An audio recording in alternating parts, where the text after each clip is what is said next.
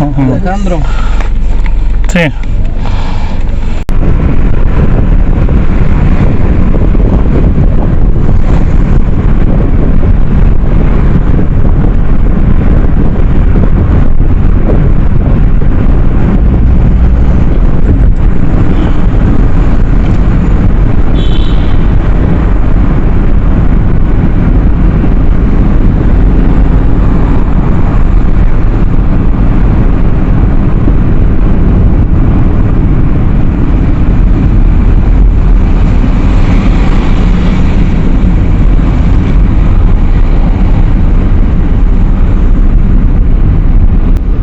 Hace más de 40 años, mamá dejó su lugar de origen para vivir en Monterrey.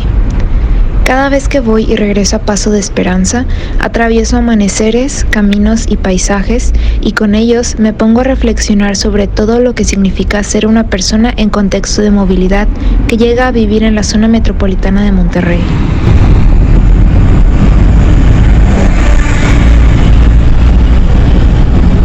¿Usted fue adentro o aquí en la parada? Adentro, voy a romper.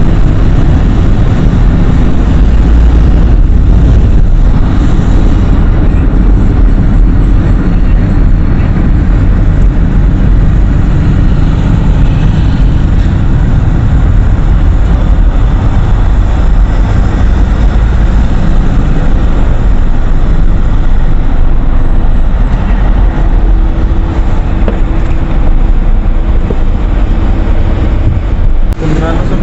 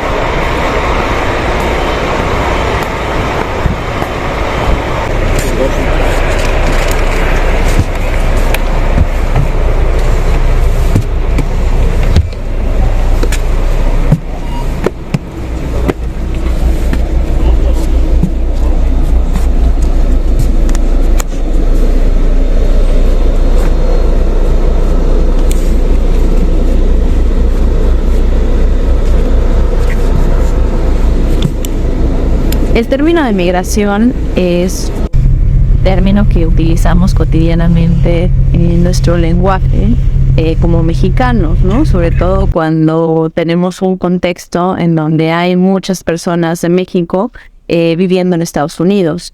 Sin embargo, ya desde las ciencias sociales, la parte académica o desde la política migratoria, construir un concepto formal sobre migración ha resultado ser una tarea bastante ardua y un asunto que todavía hasta la actualidad está en discusión. Cuando se habla de migración en estos ámbitos, normalmente hacemos referencia a un desplazamiento territorial que hacen ciertas poblaciones, que implica el cruce de una división político-administrativa o geográfica, ¿no? Que implica también el cambio del lugar de residencia habitual de las personas a otro. Este cambio puede ser temporal, pero también puede darse de una manera permanente, y los motivos por los cuales se lleva a cabo este desplazamiento pues son muy diversos. Las razones pueden ser económicas, familiares, de seguridad, incluso de proyectos personales migratorios que tienen las personas que deciden desplazarse. Entonces, por eso incluso en la actualidad hay personas o hay ciertas instituciones que hablan más de movilidad humana que de migración.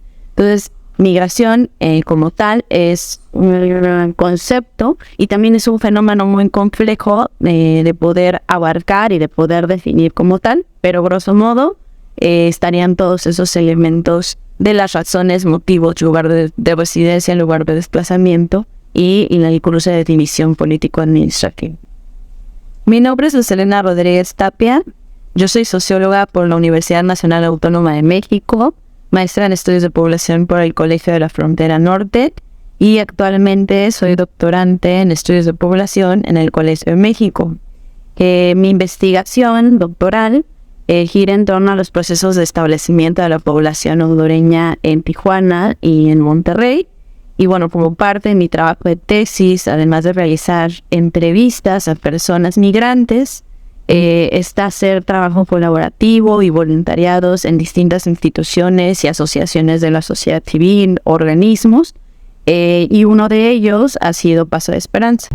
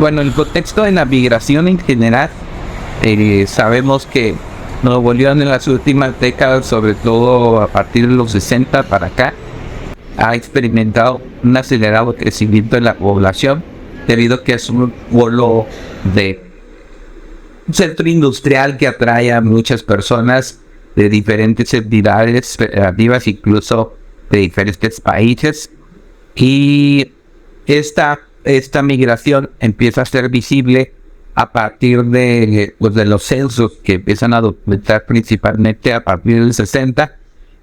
Ahora en Nuevo León antes teníamos población indígena migrante, ahora tenemos ya población indígena urbana que ya nació aquí, que ya podemos encontrar cuarta o quintas generaciones de indígenas que ya nacieron aquí en el estado de Nuevo León. Y pues las características de la población indígena que habitamos aquí en el estado de Nuevo León pues son inmigrantes indígenas urbanos, indígenas que no tenemos un territorio original histórico a diferencia de otras entidades del país, y pues en conjunto migrantes indígenas e indígenas ya formamos parte de esa diversidad de la sociedad nuevo leonesa que hoy es, ¿no? Y esta realidad en Nuevo León de tanta migración que hay. Ahora, en la actualidad, de acuerdo al censo INEGI, el último corte del 2020 dice que el 23% de la población total del estado de Nuevo León, es decir, 1.319.000 personas que habitamos en Nuevo León, de las 5.784.000, nacimos en otro lugar distinto al estado de Nuevo León, que puede ser otra entidad, incluso otro país, ¿no?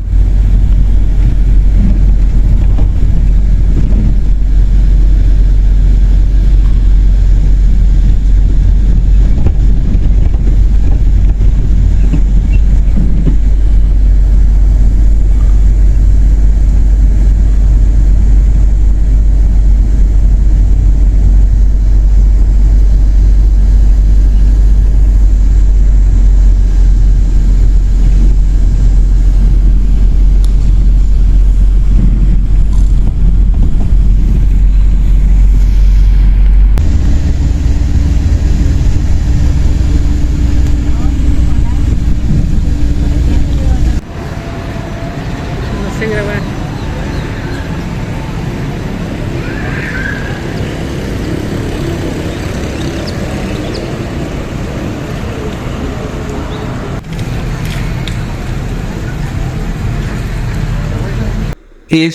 Esta característica de migración, sobre todo de población indígena que proviene de muchos estados, particularmente de la Huasteca, sobre todo Potosina, nos hace, digamos, este lugar, en algunos momentos, el principal polo de atracción de población indígena migrante, y tenemos de los más altos crecimientos de la población indígena a nivel país, ¿no? Entonces es un tema que no irá en descenso, al contrario, será aumentando estos lazos de migración de la población indígena al estado de Nuevo León. Y digamos, en temas de cómo se reconoce esta presencia de las comunidades indígenas, cómo se sitúa, hay tres formas pues básicamente criterios de identificación de la población indígena, ¿no? Y es la población hablante en lengua indígena, que habla una lengua indígena, la población indígena en hogar censal, es el criterio del INEGI.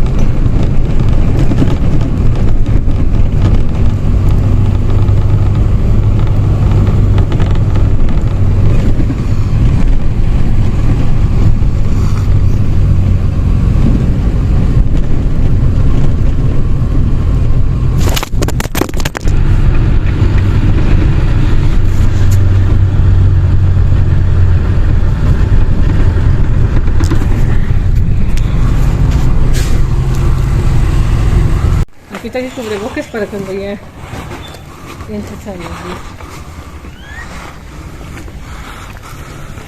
Las que viven aquí en Puebla ya están bien, porque ya tienen todo, ¿verdad? Internet. También lo sacan mejor.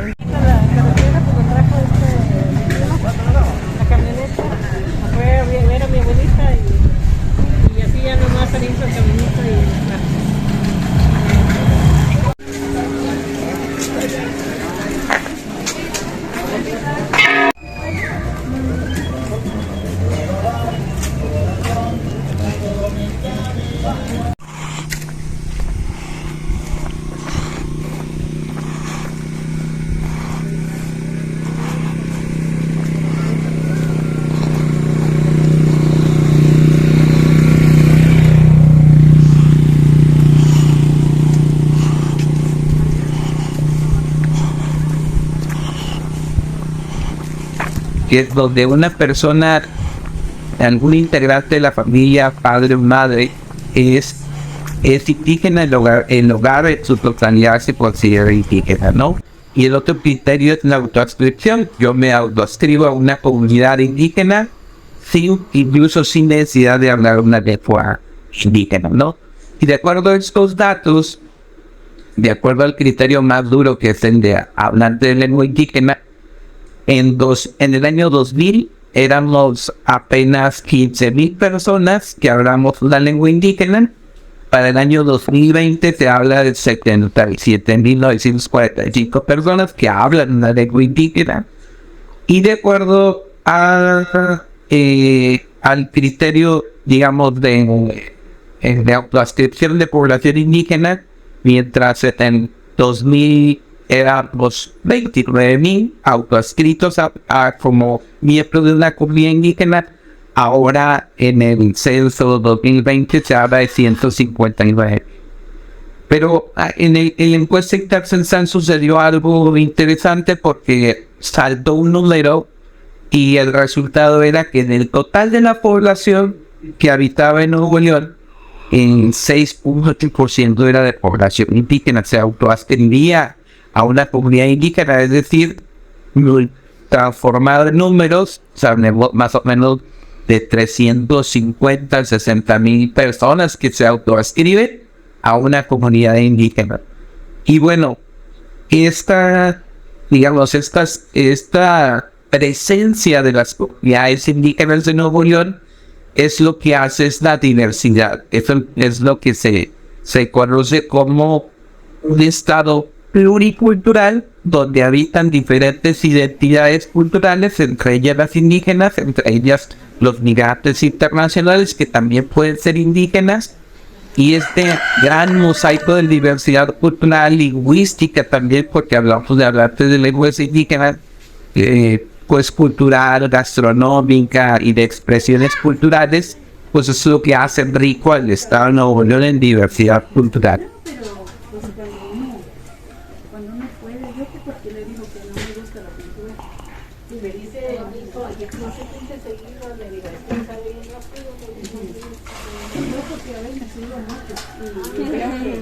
Algunas que la trae pinta y acá trae como una cosa así blanco, es que se despinta, se suda y se despinta. Entonces se cambia la foto.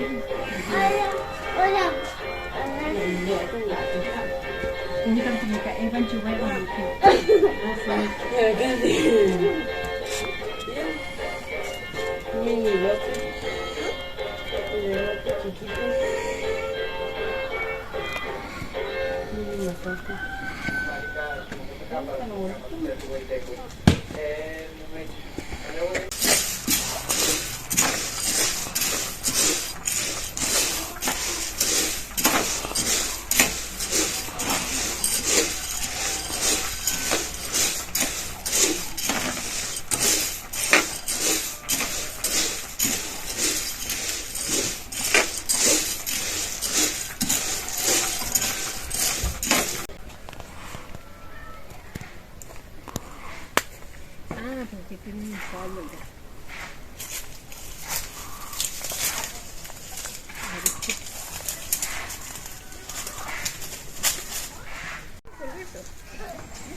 ¿Qué rosa por dentro?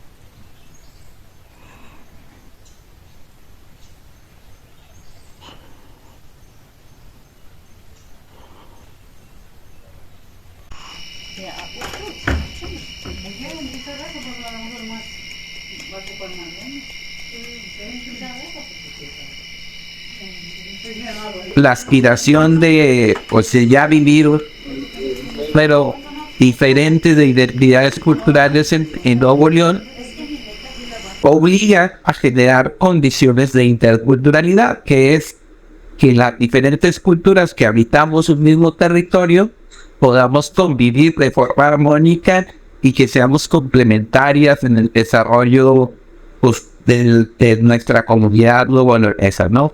Compartir las expresiones entre, que les dije, gastronomía, música, pintura, conocimientos tradicionales que aspiren al desarrollo con identidad de las diferentes comunidades que existimos en Nuevo León, ¿no? Para que ese desarrollo y esa convivencia de la armonía es la aspiración de construir un estado intercultural al estado, ¿no? Donde contribuye mucho la población indígena migrante y particularmente población indígena de la Huasteca Potosina, pero también las otras huastecas, ¿no? Ya al estado de Hidalgo, el estado de Veracruz y las demás regiones del país. Pero esas regiones en particular son las que aportan, de acuerdo al censo, más o menos hablemos de el porcentaje de hablantes de lengua indígena, estaremos hablando del 80% de la población habla náhuatl o ténec, principalmente de esa región, ¿no?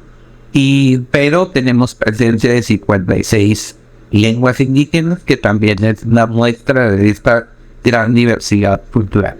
Entonces, eso es lo que aspiramos, a construir un estado, pues ya de por fin multicultural, pero que ejerza relaciones de intercultural. Mi nombre es Galileo Hernández Reyes, pues yo soy presidente de Procuración de Justicia Étnica ACE, soy originario de la Huasteca Potosina, de la comunidad náhuatl, y ya llevo radicando aquí en Nuevo León desde el 2003, ya voy para 20 años aquí radicando, y bueno, pues soy yo.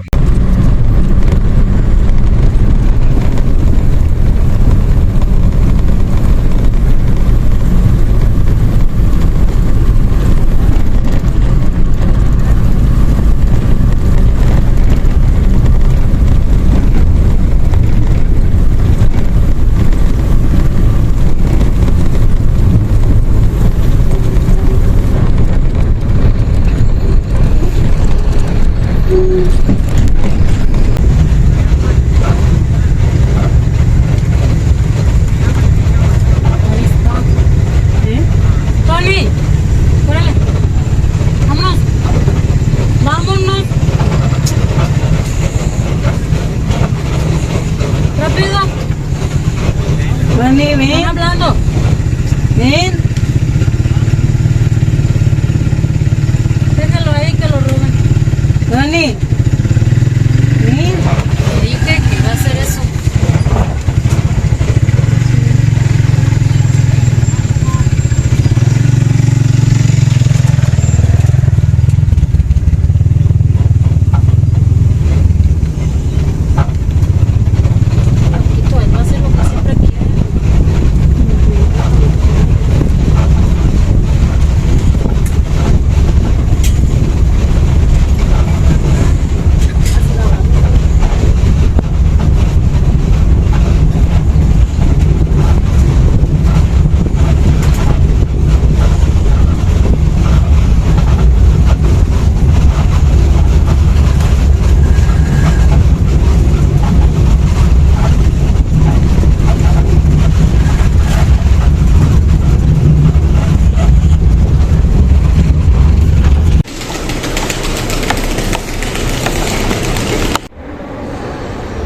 En la historia moderna en México, Monterrey ha sido un polo de atracción para la población.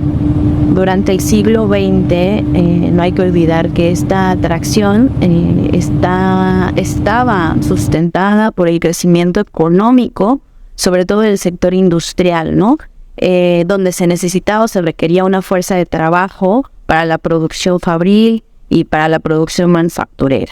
Entonces, durante el siglo XX, hubo fuertes movimientos de migración interna que a su vez conllevaron a la expansión urbana de la ciudad y de los municipios aledaños.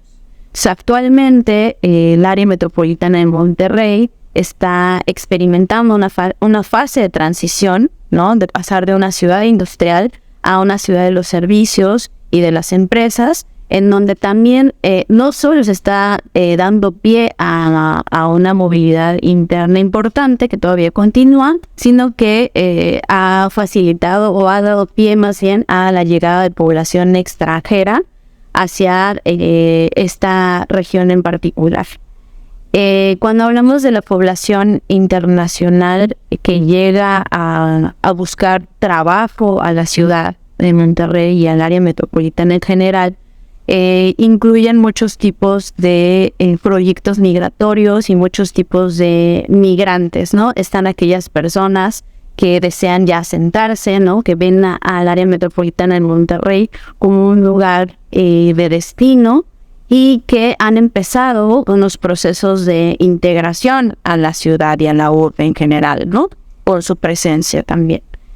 Por otro lado, está otro grupo que da más cuenta de poblaciones en migración en tránsito, que ven a la ciudad como un punto que conecta con otras ciudades fronterizas.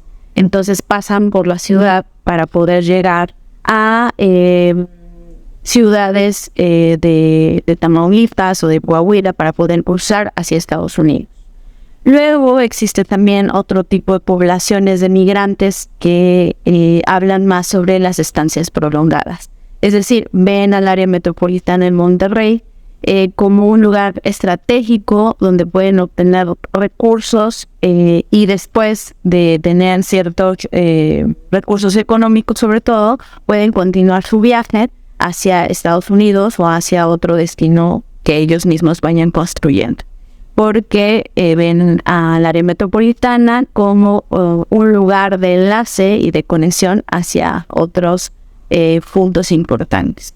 Sobre la población extranjera que hay en el área metropolitana de Monterrey, en el último censo, que es el Censo de Población y Vivienda 2020, se tenían estimados alrededor de 49.500 personas nacidas en el extranjero en Nuevo León, lo cual representaría el 0.9% de la población total en Nuevo León.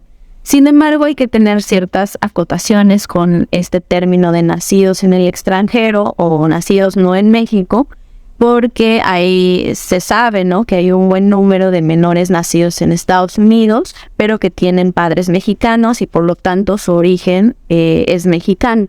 Ya cuando uno va revisando más las fuentes de datos, la población extranjera que no tiene origen mexicano, pues incluso puede llegarse a calcular en una proporción del 0.5%, es decir, no llega ni al 1% de la población. Sin embargo, pues bueno, estos grupos son importantes también en términos cualitativos, por lo que implican en el aspecto intercultural, por lo que implica su presencia también para la propia adquisición de sus derechos humanos.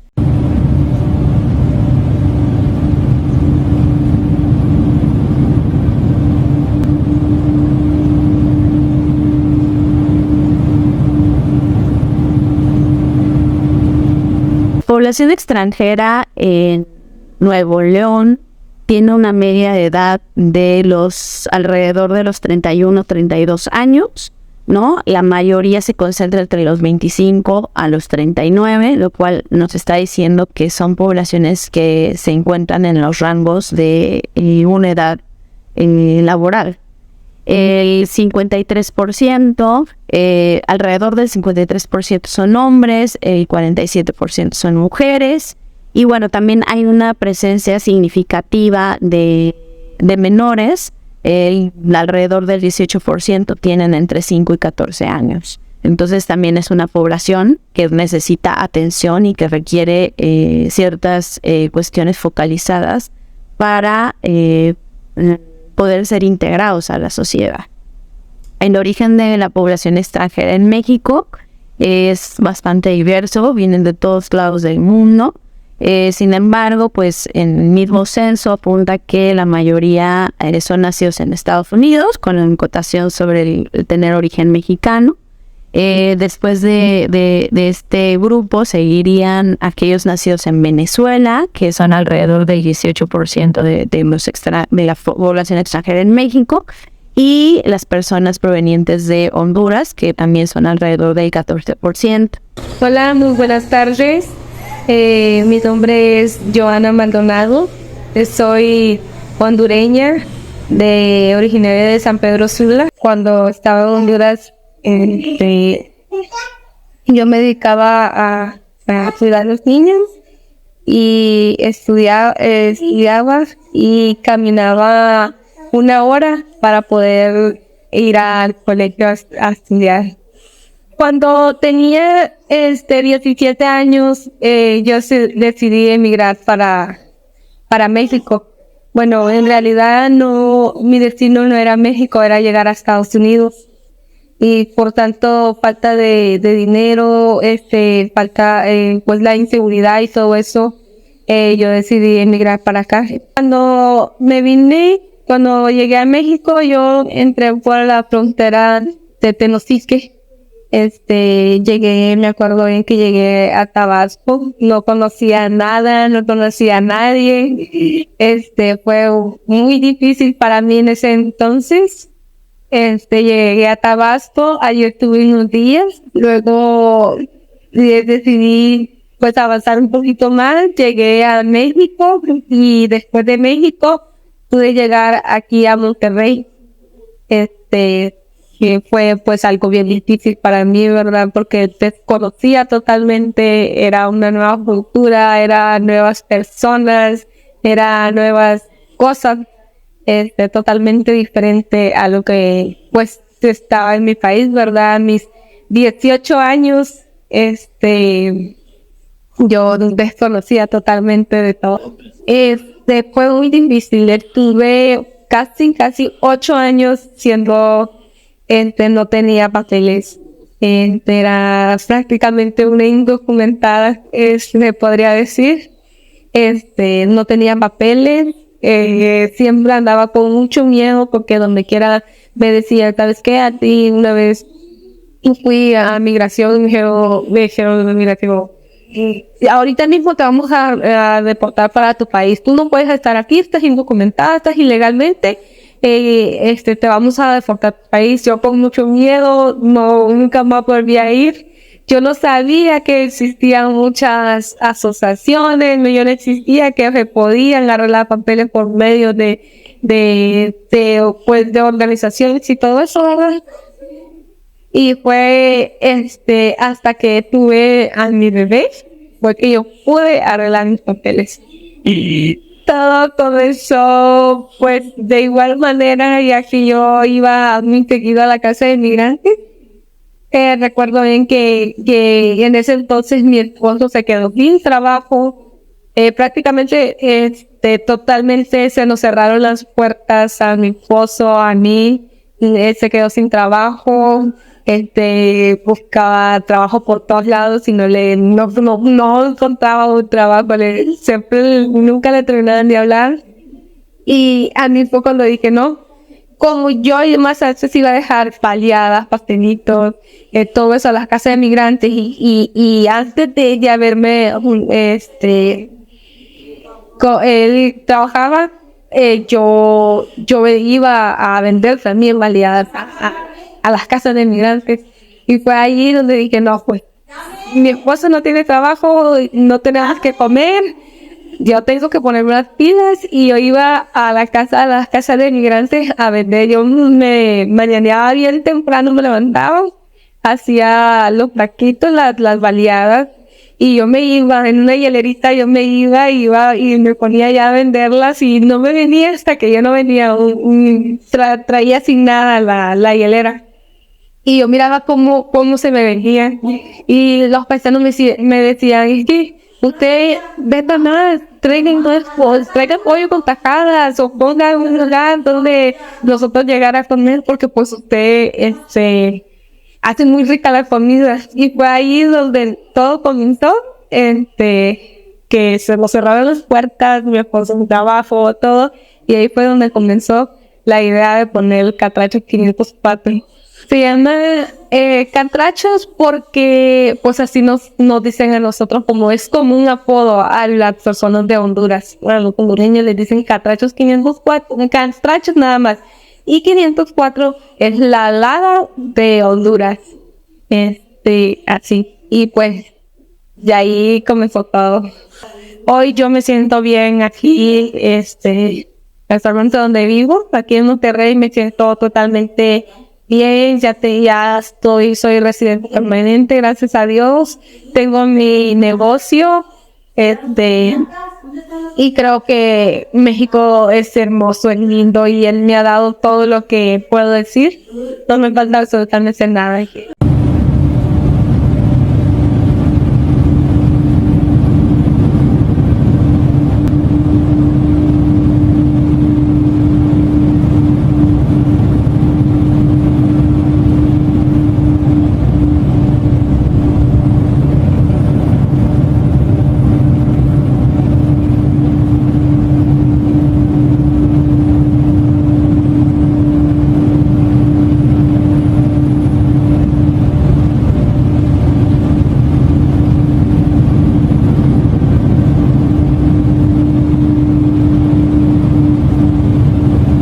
Sobre la distribución territorial, podemos decir que pues, la mayoría se va a concentrar en el área metropolitana de Monterrey, que básicamente es el municipio de Monterrey, va a estar alrededor del 26% de la población extranjera.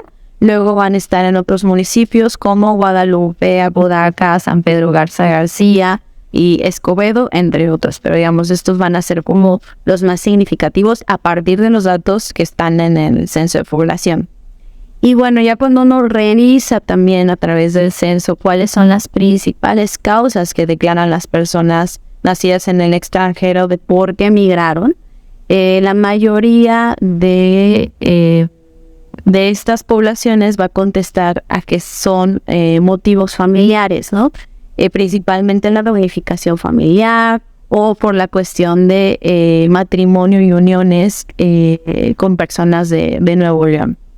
Le siguen las causas laborales, los motivos económicos laborales, y esos van a estar también van a ser mayores al 30%. Y luego una tercera causa está la violencia y la inseguridad, que es alrededor del 14% de la población y que también ahí va a tener una conexión muy importante con las personas que han migrado solicitando la condición de refugiado o que ya adquirieron la condición de refugiado o protección complementaria en México o directamente ya en la entidad. Hay otras causas o motivos de migración que son las razones de estudio, que también son importantes, ¿no? En Nuevo León hay una zona muy significativa, ¿no? De universidades públicas y privadas. Entonces el estudio también es una buena razón o motivo por los cuales la gente se mueve o está llegando a Nuevo León. Ciao, sono Sara e sono italiana. Ho 23 anni, studio a Monterrey. Sono venuta qui la prima volta nel 2016 nel Sonora per studiare qua e ora sono tornata per fare uno stage a Paso di Esperanza. En español. Hola, soy Sara, soy italiana, tengo 23 años. Vine por primera vez a México en 2016. Estuve en Sonora un año para estudiar como visa de estudiante y ahorita regresé a Monterrey después de un año de intercambio y ahorita para hacer mi pasantía aquí en Paso de Esperanza. Decidí venir a México por primera vez porque gané una beca y decidí venir aquí. Y ahorita regresé para hacer mi pasantía porque estoy estudiando una maestría en Relaciones Internacionales y Derechos Humanos en Italia. Decidí venir aquí porque me interesa mucho esta cuestión de los derechos aquí y de las migraciones y estos asuntos de las relaciones internacionales, y va a ser una oportunidad también laboral más útil para mi carrera en mis elecciones. En Italia pues estaba estudiando ya, entonces busqué algo para venir aquí unos meses. Allá estudio en Padua, en la ciudad cerca de Venecia, y la primera vez que llegué aquí era en 2016. Entonces, no. La primera vez fue bastante fácil porque estuve viviendo con mi familia, diferentes familias. El propietario se pareció muy bien y siempre quería mejorar. Yo soy sí. Y la segunda vez me tocaron otra vez. La situación en Italia, pues, es bastante buena. Siendo un país de Europa no es de los mejores, porque nuestra economía está un poquito mal y no tenemos tanto servicio del gobierno y del gobierno como en otros países, pero tampoco es muy difícil. Entonces, tuve ayuda, por ejemplo, de mi universidad para irme de intercambio 2 veces y ahorita para regresar aquí para regresar. Entonces, fue una oportunidad de muchos países. Y estar en México es algo que me ayudó mucho, me hizo aprender muchas cosas, porque aprendí cómo es vivir al otro lado del mundo, cómo es no tener todo fácil en Venezuela. Muchas veces mis amigos que siendo europea, mi vida es toda fácil y todo ya tenemos ya todo listo. No siempre es así, pero sí vi mucha diferencia entre pues, vivir de clase mediana allá y pues, de clase mediana aquí. Y es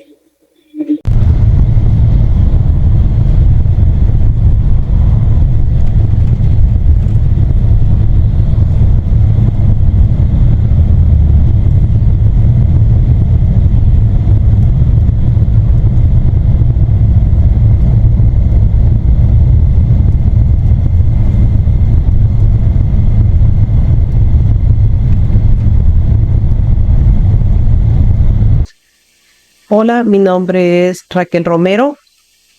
Soy actualmente la presidenta de la Asociación Libre Mariposa.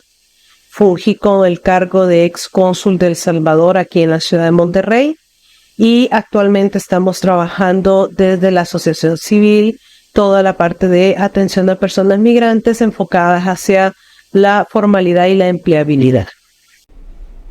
El migrante tiene que entender que donde llegue tiene que trabajar, ya sea que pase y cruce el lado de Estados Unidos, pues van exactamente a hacer lo mismo que pudieran hacer acá, trabajar, autosostenerse, ser parte de una dinámica.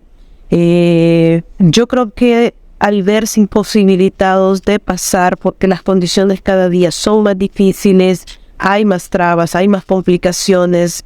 Hace poco hubo la cumbre de los presidentes de Norteamérica y pues hay estrategias migratorias que se van a anunciar y que no sabemos hacia dónde van a ir enfocadas.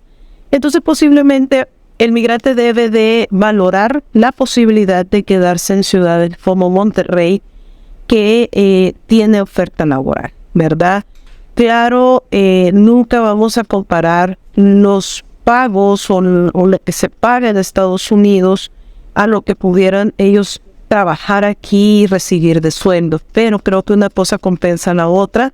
La facilidad de una regularización, la facilidad de una reunificación familiar en territorio mexicano es algo que en Estados Unidos no se encuentra tan fácilmente. Para empezar, en Estados Unidos no existe una figura de reunificación como la que se tiene en México.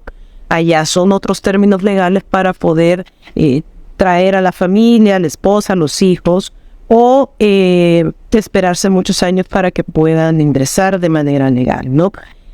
Y en México, pues sí se tienen las facilidades de poder encontrar las maneras y teniendo ya un documento migratorio, teniendo ya un empleo, la reunificación familiar puede ser factible, que creo que es una de las razones por las cuales el inmigrante le motiva, le mueve poderse establecer, instalar aquí en el estado para posteriormente venir, que venga su familia y se pueda reconstruir el núcleo familiar.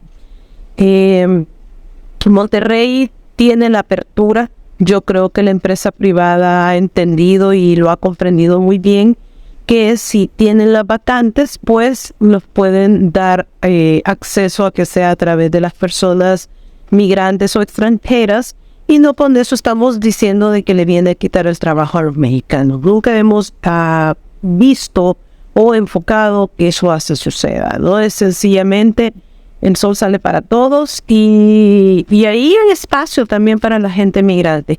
Claro, también aquí el migrante debe de tener una postura de estabilidad, porque la empresa privada también considera que, bueno, yo invierto en una persona migrante, llevo un proceso administrativo para poderlo reclutar, para poderlo ingresar a la empresa, y resulta que a las 2-3 semanas ya no está. Entonces, eso para ellos es un impacto que dice, bueno, invertí y al final no se quedó. Pero sí aquellas personas que en algún momento pues ya vieron en Nuevo León la posibilidad de establecerse y ya pueden ser una persona con una permanencia más a largo plazo. No estamos hablando de más de 6 meses, 1 año, 2 años, y hay gente pues que al final ha logrado hacer vida acá y ya tiene muchos años de estar aquí. Pero sí es una motivación a la cual tenemos que empujar al migrante que valore la posibilidad de quedarse en el estado y que se pueda generar las condiciones para que ellos puedan vivir, trabajar y ser parte productiva del estado. Nuevo León y en especial el área metropolitana de Monterrey están conformando un espacio de residencia temporal o permanente para un grupo significativo de personas migrantes. Y esto nos va a hablar o va a dar cuenta también de los retos que tiene la entidad y que tienen los municipios en cuanto a la integración e inclusión de las personas. Y pues desde luego también en la adquisición, ¿no? o la garantía y respeto de los derechos humanos en términos de salud, de trabajo, de vivienda, de educación e incluso de acceso a los servicios urbanos para que estos sectores de población puedan tener una vida mucho mejor, aportar mucho más también a la sociedad de acogida y poder gozar plenamente de todos los derechos que ellos tienen. Mi nombre es Idri Carolina Krieg, soy estudiante de doctorado en Ciencias Políticas de la Universidad de Osnabrück y del German Institute for Global and Area Studies. Ahorita me encuentro aquí en Monterrey, México, porque estoy haciendo mi trabajo de campo, pero el resto del tiempo pues radico en Alemania, donde están esas 2 instituciones. En mi trabajo de doctorado yo me enfoco en las personas de diferentes países latinoamericanas que se quedan viviendo aquí en Monterrey. Yo concuerdo con varios colegas que Monterrey es una ciudad receptora de inmigrantes internacionales, al lado de ser un espacio de tránsito de corto y de largo plazo, ¿no? Y se nota, por ejemplo, cuando uno sale a las calles aquí en Monterrey y se encuentra puestos de pupusas o puestos y restaurantes colombianos y venezolanos. Y las razones por las cuales esas personas vienen pues son distintas. Y entre otras tiene que ver porque aquí estudian, ¿no? Van, por ejemplo, al TEC o a la universidad, a otras universidades, aquí se enamoran, aquí ya tienen familia o aquí encuentran un trabajo, o se encuentran ya más en una situación más segura, ¿no? Y es notable que los inmigrantes tienen distintos niveles académicos, educativos, diferentes profesiones y diferentes estatus migratorios. Así que viviendo aquí en Monterrey nos vamos a poder encontrar varias personas de diferentes países que hacen muy diversas cosas. Hay unos que viven acá sin permiso migratorio y pues encuentran trabajo en el sector informal, por ejemplo en el tema de limpieza, construcción o gastronomía. Y hay otros que tienen la visa temporal o permanente y encuentran un trabajo pues ya en el sector formal, por ejemplo como médicos, investigadores, terapeutas, vendedores, entre muchas cosas. Y llama la atención que varias personas inmigrantes pues se encuentran con desafíos cotidianos porque el Estado y también el sector privado los trata de forma diferente por ser extranjeros. Entre las entrevistas con 22 personas de Colombia, El Salvador, Honduras y Venezuela, me han contado de las dificultades, sobre todo en el tema de encontrar un trabajo digno en el sector formal, porque no tienen el NIDE. Y aunque tengan los papeles, todos los papeles en regla, se topan con esas barras a encontrar un trabajo porque por ejemplo, se les complica validar sus títulos, o por la falta de conocimiento por parte de las empresas sobre los permisos de trabajo que tienen esas personas inmigrantes y refugiadas, o por el hecho de xenofobia. Y también tiene problemas, por ejemplo, abriendo cuentas bancarias. Eso es una cuestión que me han contado varias personas, que sobre todo cuando van a los bancos y quieren abrir una cuenta, pues ya les dicen que no. Y eso aunque tengan la residencia, pero muchas veces ya no tienen su pasaporte vigente. Y eso es lo que siempre se les requiere. Y aquí también, pues ya, aunque tengan todo reglas, sus documentos y todo, pues hay bancos que siguen negándoles el acceso a una cuenta porque no tienen el INE. Y a respecto de instituciones estatales, pues me han compartido historias que incluye el desprecio y el rechazo a atenderlos, por ejemplo, en centros de salud. Y también nunca falta pues alguien que le diga a ellos que les están robando el trabajo a una persona mexicana, o que mejor se regresan a su país de origen si están en desacuerdo con algo. Y esto hace que varias personas inmigrantes pues se ven menospreciados y excluidos en determinados ámbitos sociales, económicos y políticos aquí en Monterrey. Pero pues la otra cara de la moneda también hay que mencionarla, y es que me han contado que pues aquí también han recibido mucho apoyo por parte de la sociedad civil mexicana, hablando de personas individuales, pero también organizaciones civiles, por ejemplo los albergues, organizaciones de derechos humanos, y sobre todo para las personas sin papeles migratorios, las organizaciones civiles han sido un gran apoyo. Y también observo que los inmigrantes mismos pues no se quedan con los brazos cruzados cuando se enfrentan a un problema, uno que ya había, por ejemplo, ya mencionado, sino que ellos tejen sus redes para apoyarse el uno a otro. Por ejemplo, compartiendo información de ofertas de empleo o información a dónde pueden acceder para que les apoyen por cuestiones de migratorios y otras cosas.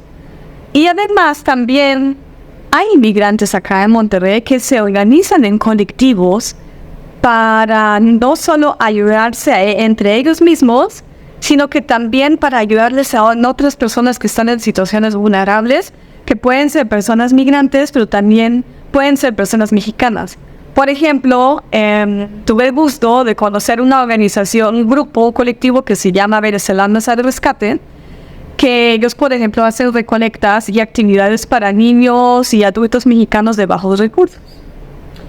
Y para terminar, pues quiero mencionar que también es algo que lo que estamos viendo ahorita con los inmigrantes acá en Monterrey, es que las personas que no encuentran un trabajo digno y buen pagado, y que no han podido como resolver sus temas migratorios, acceder a una residencia, pues esas personas son las que optan migrar otra vez, y esta vez para Estados Unidos. Y conozco 3 personas, por ejemplo, que había entrevistado el año pasado, que aunque trabajaban, no les alcanzaba el dinero porque trabajaban en el sector informal, y ellos pues han decidido con la cita de CBP1, que al final se les salió, pues irse a Estados Unidos.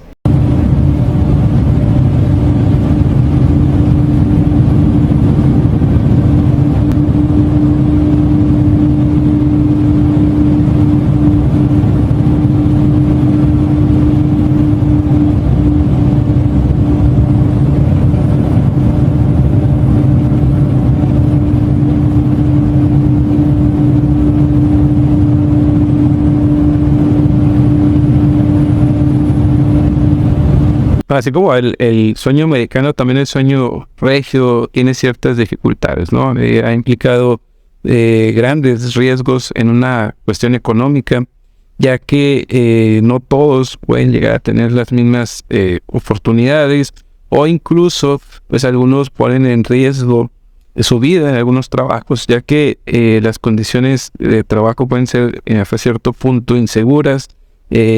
Más que todo que ellos trabajan en el tema de construcción, el tema de ciertos trabajos que tienen un grado de riesgo medio alto y pues al no contar con sus derechos sociales afianzados, pues están en un constante riesgo, ¿no? De manera que esta idea del sueño regio, como comentaba, al igual que el sueño americano, se puede convertir en una pesadilla, ¿no?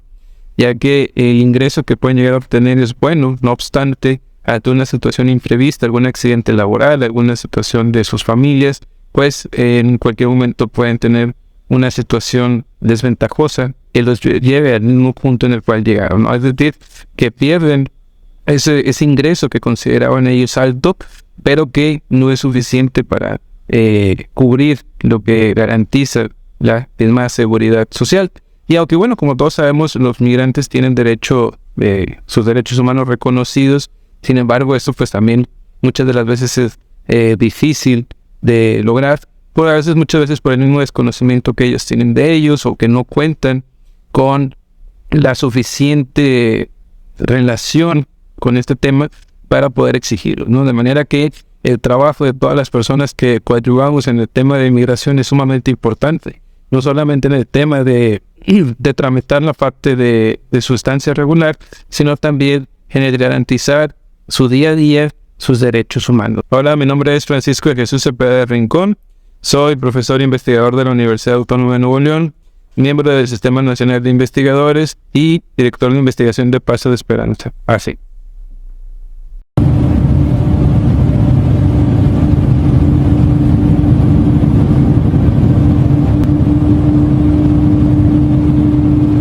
Mi nombre es Brinde Lucho, soy licenciada en Filosofía y Humanidades, maestra en Ciencias Políticas y doctora en Derecho Constitucional por parte de la Universidad Autónoma de Nuevo León. Actualmente soy parte del Sistema Nacional de Investigadores en el nivel 1, soy coordinadora de programas en la Asociación Paso de Esperanza y coordinadora del Centro de Investigaciones Jurídicas Martínez Arrieta. Una de las cuestiones interesantes que hemos estado estudiando desde Paso de Esperanza es precisamente el cambio que ha habido en los últimos 5 años acerca de la zona metropolitana de Monterrey. Si bien podemos encontrar desde 2019 cierta, ahora sí que noción acerca de lo que nosotros estamos conceptualizando como el sueño regio, es desde Paso de Esperanza donde este concepto toma una relevancia para poder entender qué es lo que está pasando con la migración en Nuevo León. Precisamente porque es a partir de este concepto que estamos tratando de explicar en qué momento la zona metropolitana de Nuevo León pues se convierte realmente en un lugar de destino. Y esto implica un gran cambio con respecto a los flujos migratorios que pasaban antes por este lugar. Precisamente porque desde antes de 2018 podíamos encontrar que simple y sencillamente los migrantes buscaban atravesar el territorio y no detenerse en lo más mínimo por este lugar. Y es a partir de esta fecha que esto se rompe y empezamos a ver que los flujos migratorios cambian. Empezamos a ver que las personas empiezan a reconfigurar el imaginario social que tienen sobre Nuevo León y lo empiezan a configurar como una ciudad de destino. Esto va a implicar a grandes rasgos que Nuevo León tenga que cambiar también para poder recibir a todas estas personas migrantes.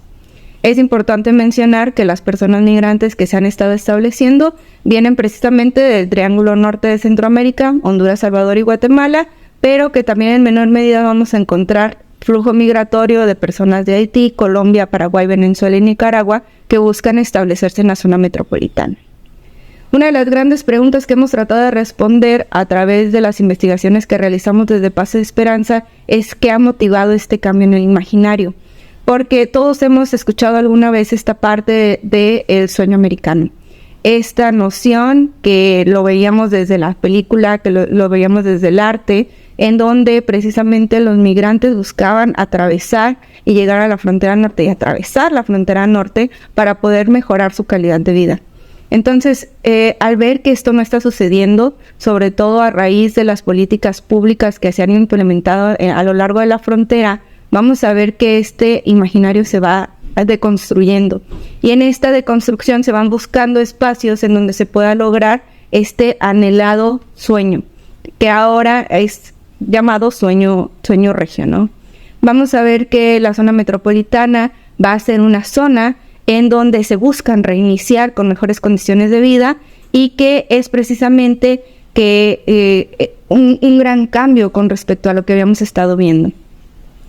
Hace cerca de 5 años, desde la labor que realizábamos como Paso de Esperanza, precisamente uno de los grandes enfoques que teníamos era la ayuda humanitaria.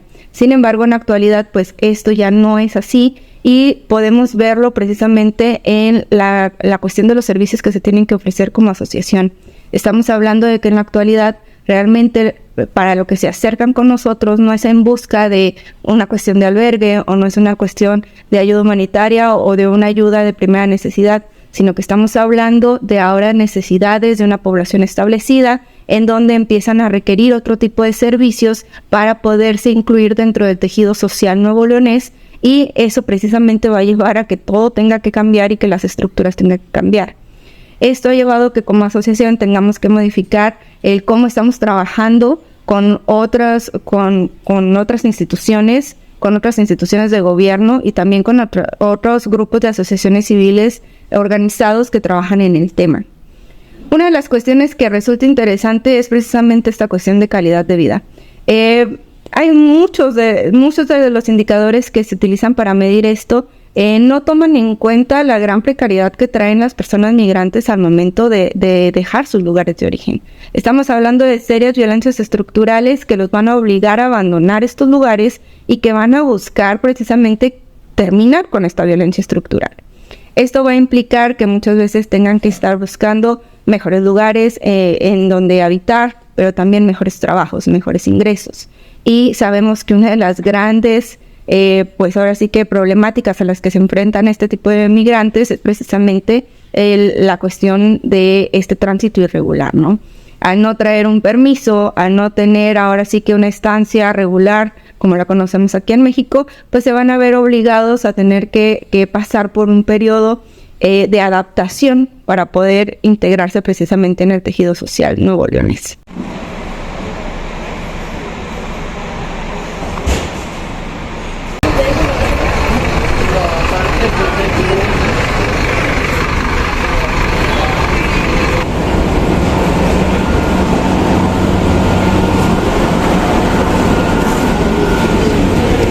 Buenas tardes, mi nombre es María Inés Barrios de la O.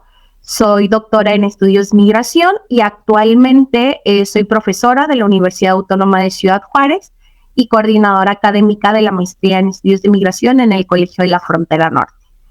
En esta ocasión les voy a compartir un poco sobre el contexto actual del fenómeno migratorio en México, enfocados particularmente en las necesidades relacionadas con los procesos de atención y sobre todo procesos de integración social.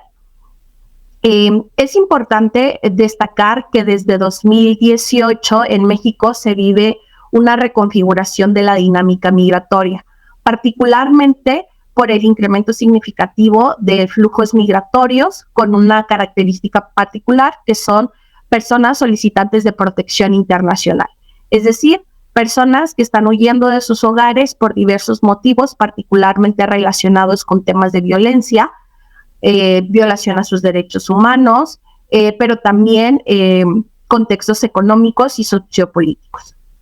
Muchas de estas personas intentan ingresar a México con la necesidad o con la finalidad de transitar y llegar a la frontera norte e iniciar estos procesos de protección ante Estados Unidos. Otro de los aspectos importantes que ha visibilizado el flujo migratorio por México ha sido las formas de movilidad que han tenido estas personas, es decir, lo han hecho particularmente de manera colectiva a través de caravanas que salen principalmente de países del norte de Centroamérica. Y también otro aspecto importante tiene que ver con el perfil del flujo migratorio, es decir, tradicionalmente cuando hablamos migración en tránsito por México, se aludía o se caracterizaba particularmente por una presencia significativa de varones jóvenes que viajaban de manera individual o de manera o solos. Sin embargo, desde 2018 vemos que dentro de este perfil migratorio hay una presencia significativa de mujeres, pero también de niñas, niños y adolescentes acompañados y no acompañados. Esto es una situación que también pone un acento particular en las necesidades de atención que tienen estas personas. Ahora, Al transitar muchas de estas personas por territorio nacional, hemos visto que la respuesta por parte del Estado mexicano, pero también por parte del Estado estadounidense, han sido enfocadas en medidas y mecanismos de contención. Vimos en 2019 la implementación de los protocolos de protección a migrantes, donde establecía el retorno de todas esas personas solicitantes de un proceso o de una solicitud de asilo ante Estados Unidos, que eran retornados a territorio mexicano y donde tenían que esperar su proceso.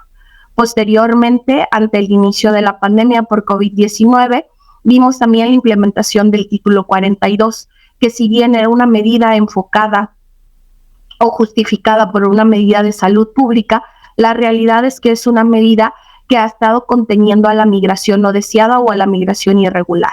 Esto ha llevado a que miles de migrantes, particularmente de Centroamérica, pero también de países del Caribe, como lo es Haití, Cuba, algunos países de Sudamérica, como Perú, Ecuador, Venezuela, tengan que esperar en las ciudades fronterizas alguna oportunidad o el contexto idóneo para poder ingresar a Estados Unidos e iniciar su proceso de solicitud de asilo o de protección internacional. Mi nombre es Elisa Ortega Velázquez, soy investigadora titular en el Instituto de Investigaciones Jurídicas de la UNAM.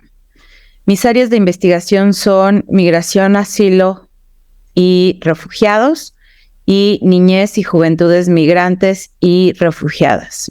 Las personas migrantes, solicitantes de asilo y refugiadas que se encuentran en México enfrentan diversos obstáculos dentro del marco legal, pero también obstáculos de política pública para su adecuada integración una vez que están en nuestro país, ya sea que estén, digamos, bajo un estatuto de un visado por razones humanitarias, hayan sido beneficiados con la condición de refugiados a través de una resolución de la Comisión Mexicana de Ayuda al Refugiado, o simplemente que estén en tránsito en espera de conocer su situación migratoria, es decir, si se les va a regularizar aquí en México o si van a ser sujetas a un proceso de devolución, deportación o retorno asistido, dependiendo el caso. En el caso de la niñez y las juventudes, uno de los principales obstáculos que influye además de manera determinante en sus trayectorias de vida es el acceso a la educación. La educación es un derecho humano al que todos los instrumentos en materia de derechos humanos pues dan acceso a todos los niños, las niñas y los jóvenes sin discriminación alguna. Incluso la Convención sobre los Derechos del Niño, pues bueno, contiene un artículo que prevé este derecho para todos los niños, y el Comité de Derechos del Niño ha aclarado que todos los derechos que contiene la Convención, incluido claramente el derecho a la educación, pues debe ser garantizado a todos los niños que están en la jurisdicción de un Estado, que es parte de la Convención, sin discriminación alguna por temas de su condición migratoria, tampoco si es apátrida o si es solicitante de asilo o ya es refugiado.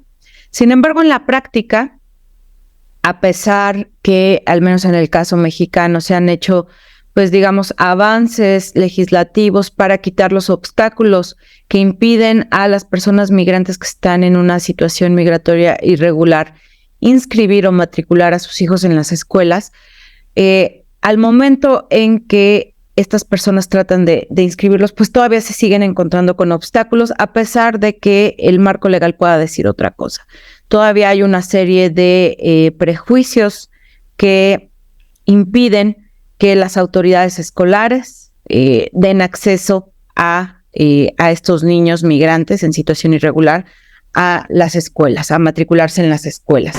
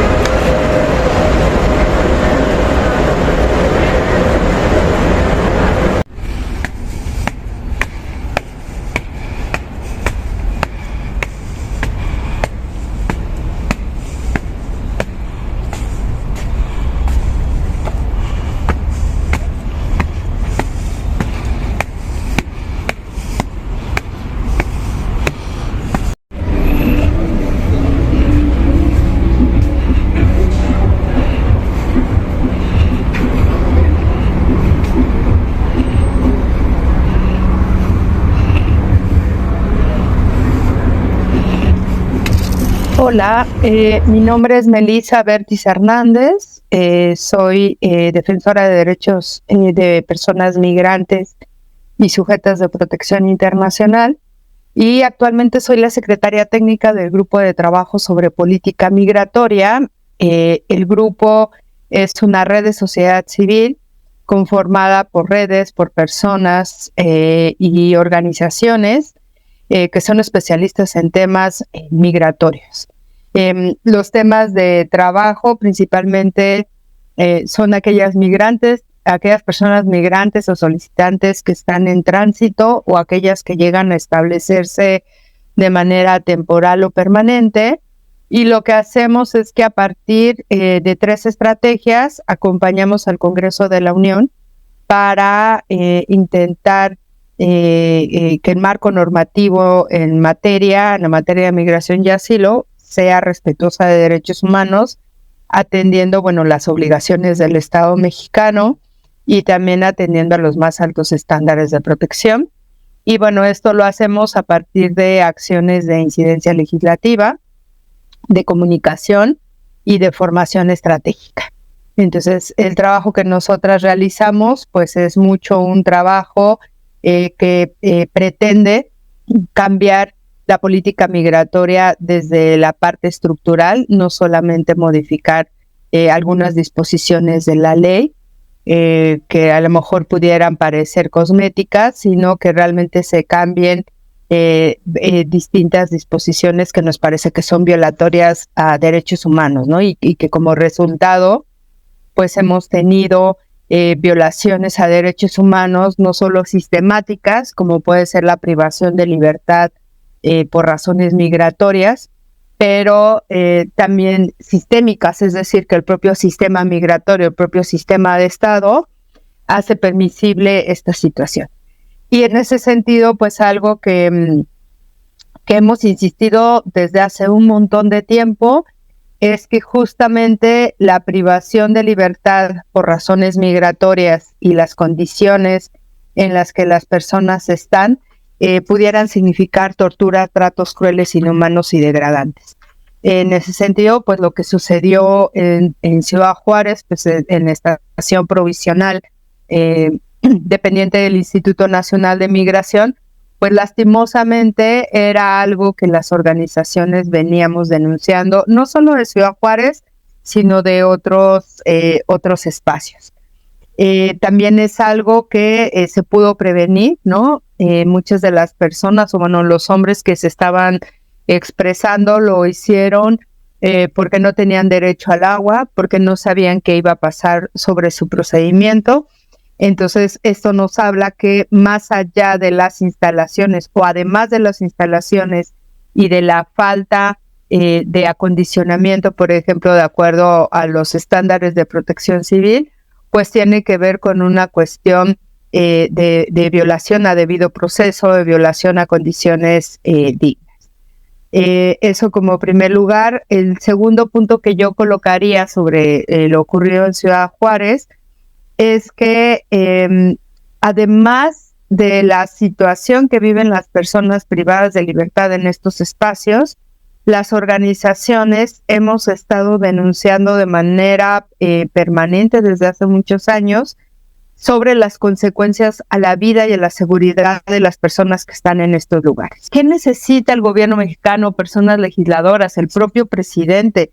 ¿Qué necesitan para darse cuenta que la detención en estaciones migratorias, en estaciones provisionales o lugares habilitados para este fin, nunca significará protección? Por el contrario, siempre va a significar que la política migratoria que tenemos actualmente en México, de controlar la migración, de disuadirla, por ejemplo, colocar a la Guardia Nacional para verificar las condiciones migratorias, etcétera. En realidad lo que están haciendo estas políticas o esta política en México es que las personas usen cada vez más medios para movilizarse o para irse de un lugar a otro mucho más peligrosos, ¿no? Este tipo de políticas lo que hace es que las personas utilicen a traficantes o como los conocen como coyotes, ¿no? Inclusive tratantes también para poder pasar y lo cual pues va a tener una gran repercusión a la dignidad y a la vida de las personas.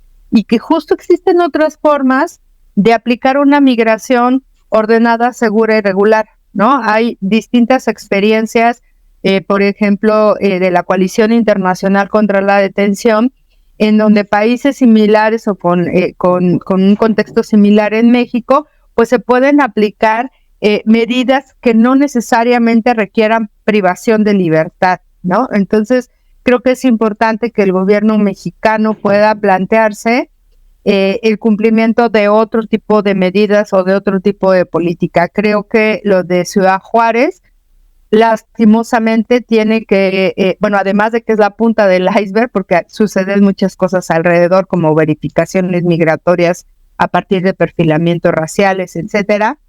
Además de que es la punta del iceberg, debería de ser un detonante para que nos movamos como sociedad, para que se mueva el gobierno y se puedan eliminar justamente inclusive actos de racismo, de xenofobia y discriminación que vivimos en México.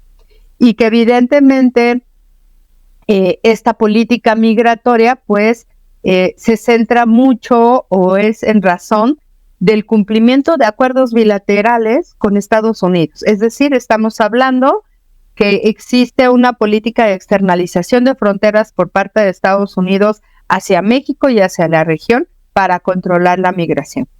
El mejor ejemplo también que podemos colocar es lo que sucede con el fin del título 42 y el inicio del título 8, que más o menos, es resultado de esta externalización, pero sobre todo, pues es una medida o una aceptación de políticas de Estados Unidos sin que México necesariamente, tenga claridad del impacto, me parece, y la otra, que tampoco tengan las condiciones adecuadas para recibir a estas personas en México. O sea, recordemos que, por ejemplo, en Tamaulipas existe una grave preocupación sobre cuestiones de seguridad, de inseguridad, ¿no?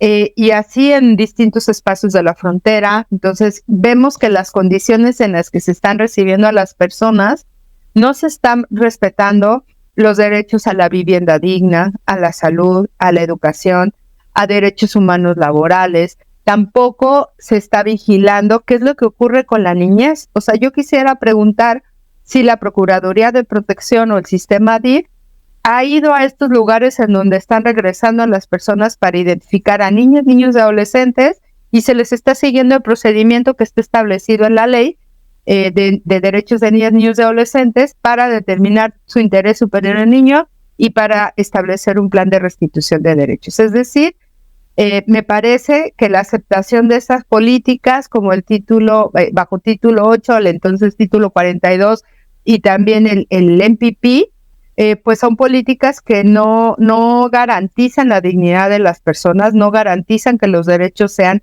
respetados y cumplidos.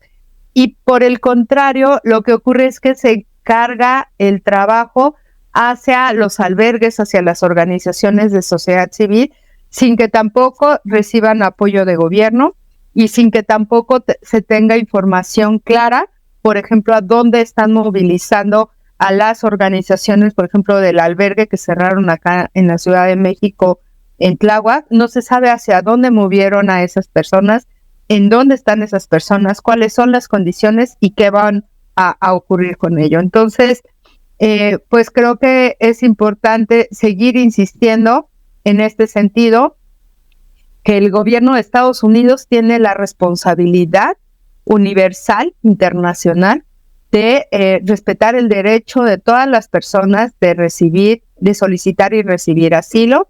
Creo que el gobierno mexicano tendría que ser más contundente en ese sentido y posicionar ante el gobierno de Estados Unidos que tiene que hacerse responsable de las personas migrantes que llegan a sus lugares. Y por otro lado, en el caso de México, pues sí es importante poder aperturar los espacios de diálogo con sociedad civil, los espacios de diálogo con albergues, con las mismas personas migrantes, para poder identificar hacia dónde se tendría que llevar la política migratoria, porque la política migratoria que actualmente tenemos definitivamente no está funcionando definitivamente no está respetando los derechos básicos de las personas migrantes y sin duda tanto lo que ocurrió en Ciudad Juárez como el fin del título 42 y el inicio del título 8 son por lo menos 3 ejemplos que nos da el contexto, un contexto muy triste, muy lamentable, que nos debería de mover para transformar esta política migratoria que tenemos en México.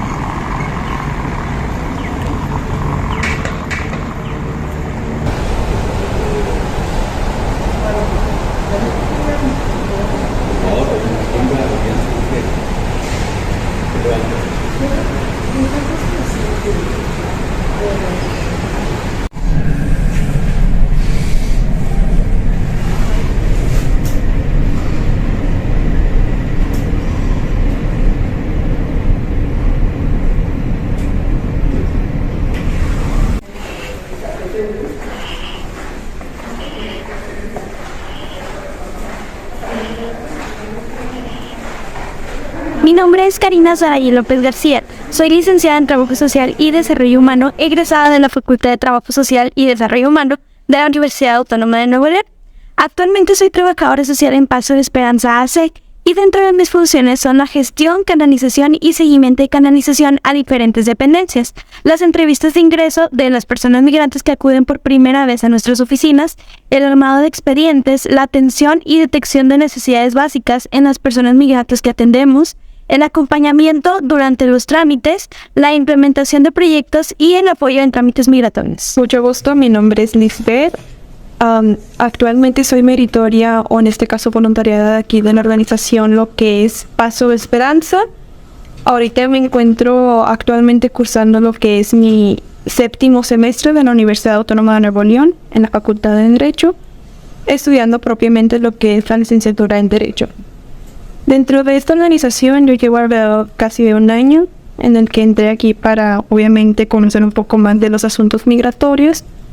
Y dentro de las áreas en las que yo apoyo sería el área legal o jurídica.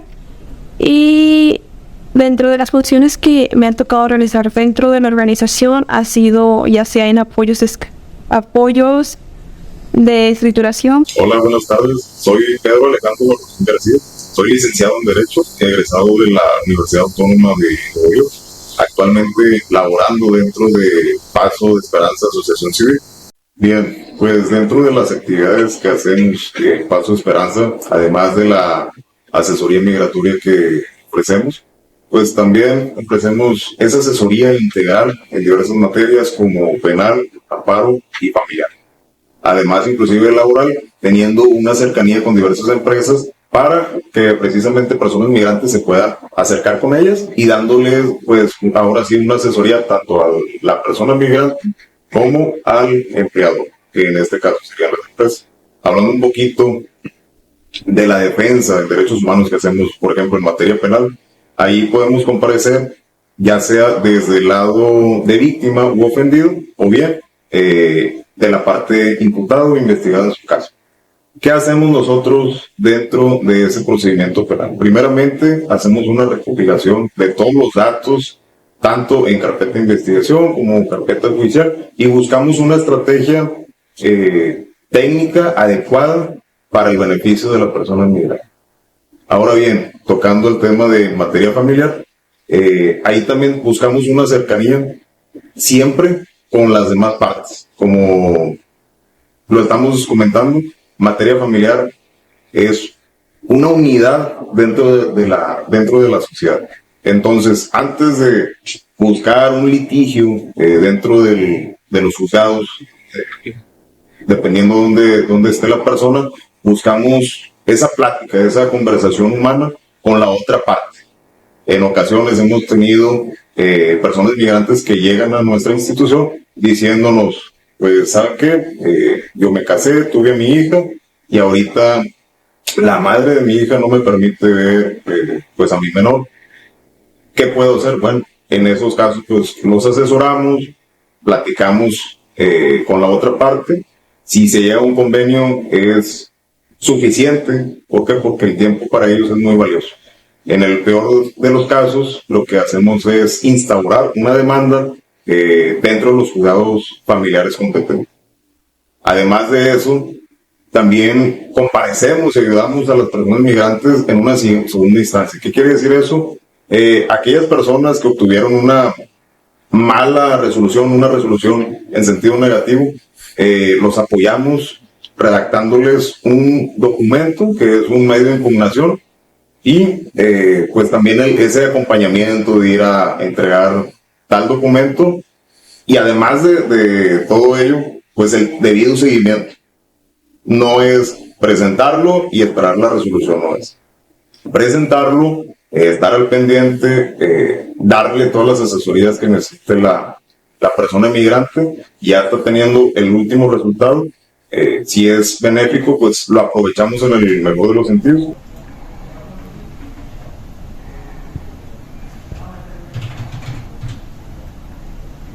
Ah, ok, no se preocupe, entonces ya sabe dónde estamos ubicados. Ok, perfecto, bueno, lo esperamos el día de mañana a la 1:30. Sí, a usted que tenga buen día. Soy Consuelo Bañuelos Lozano, promotora de la dignidad humana. Soy fundadora de una organización que se llama Promoción de Paz. Todas las personas necesitamos de un apoyo, de empatía, el acompañamiento. Se dice que la resiliencia es ese poder regresar a la vida una vez que se tuvo una experiencia negativa, una experiencia traumática. Es posible gracias a la compañía de alguien más. Cuando una persona ha salido por situaciones difíciles, violentas, de pobreza, de un país y va cruzando por para llegar a Estados Unidos, es un grupo de inmigrantes de quien me estoy refiriendo. Mi paso de esperanza ha sido pues esa mano que acompaña, esa mano que gestiona, esa mano que tiene empatía y dice, aquí estamos, no estás solo, no estás sola, vamos juntos. Entonces, ¿qué relevancia tiene para nuestra comunidad un vaso de esperanza? Pues es importantísima su labor, dado que acompaña y hace que las personas tengan esa posibilidad de decir, sí, puedo seguir. Su mismo nombre lo dice, paso de esperanza. Cuando se les da una mano, pues regresa la esperanza en un camino que a veces viene muy desesperanzador. Entonces, pues yo siempre invito a todo el equipo de Paso de Esperanza a no caer, a seguir adelante, a agarrar fuerzas de donde tengan, porque ellos mismos, ellas mismas son fuerza para otras personas que están queriendo lograr un objetivo, que es vivir una vida mejor. Exactamente. Diría que es un sueño regio, que hay mucho potencial aquí, hay mucho trabajo para todos que quiera trabajar y que tiene muchos ganas de salir adelante. Claro que sí se puede aquí en México, aquí en Monterrey.